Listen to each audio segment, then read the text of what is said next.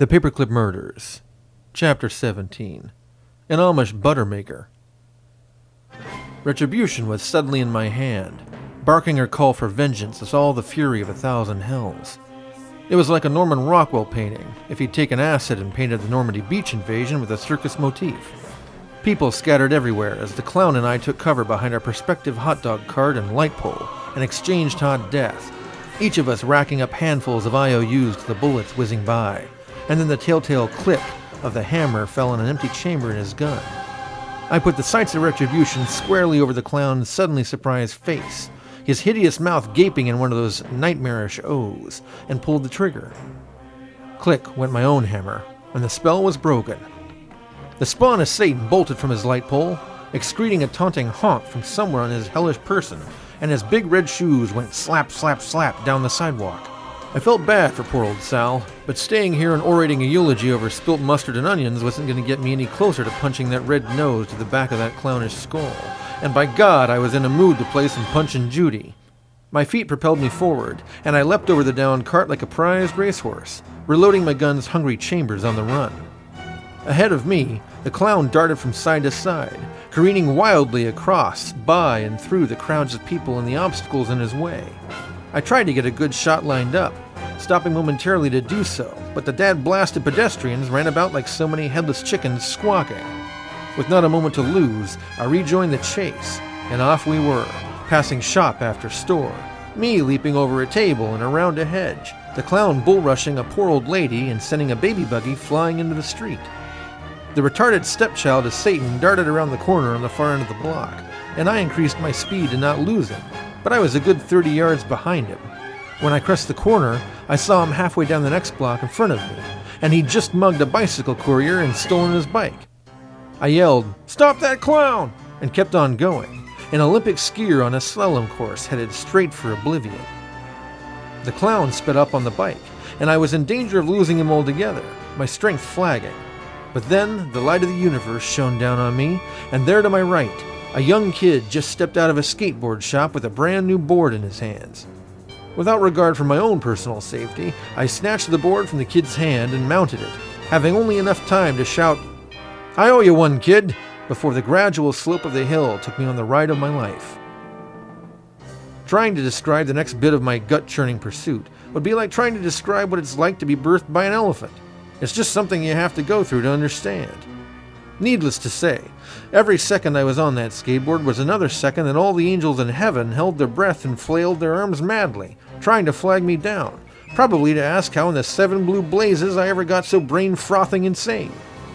The board went this way, that way, and probably half a dozen impossible ways, and somehow I managed to remain on it, while ahead of me the clown went through a light and bowled over pedestrian after pedestrian, pedaling madly on the bike like he was an Amish buttermaker. And then I discovered the crucial design flaw that whoever the sorry son of a gun was who invented the skateboard, probably some escaped mental patient who thought he was a time traveler, had undoubtedly discovered a millisecond before he planted the next carnation patch in the old memorial cemetery. This thing had no brakes. The board swooped down the incline and across the street, narrowly passing between the traffic, and broke the sound barrier, which actually sounds more like a heck of a lot of screaming than a boom. In fact, it sounds a heck of a lot like a world-famous private detective screaming. And then the screaming stopped, right about the same time that the board's wheels connected with a chunk of raised concrete and I went flying up against a trash bin. My gun absconded, skittering underneath the grimy green bin, while stars danced in my vision and the world's noises became oddly muffled and echoey. I lurched unsteadily to my feet, ears ringing from the impact, and was shocked and horrified to be seeing double. Horrified because I was looking down the alley, and I saw not one, but 2 clowns. Interestingly, one of them had just fallen off the bicycle he'd been riding. The other had just dismounted from his unicycle.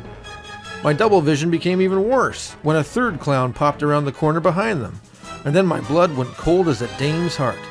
Jumping Jezebel! There were 3 of them!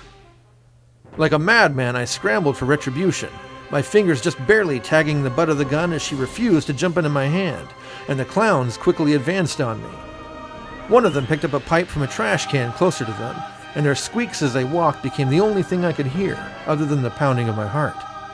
Realizing the gun was just too far away to grab before they got to me, I stood up and whirled, my hand dipping into my pocket, and came up with my trusty brass knuckles.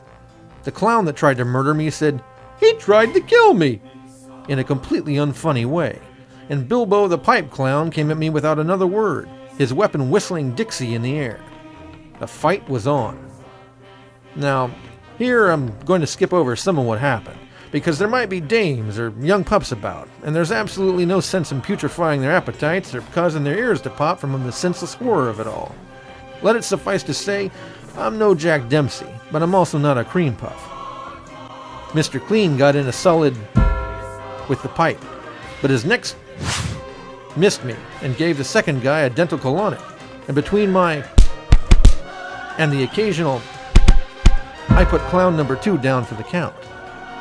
Bilbo was next, deciding to sleep the rest of the day off after I gave him a hobo's nightcap, and then it was just me and Sal Killer. I thought of all those delicious Polish sausage dogs I was never going to get to eat again. He tried to bolt, but those stupid shoes couldn't take him far enough fast enough, and I used the pipe to knock his legs out from under him. He crawled away from me, a hand raised protectively over his head, the becoming an amusing soundtrack, and I must admit here that I couldn't help but feel a certain righteous wrath as I picked him up by the front of his puffy buttoned shirt and punched him right in the old proboscis. He went out like a whimpering painted light. I'd forgotten to ask him any questions.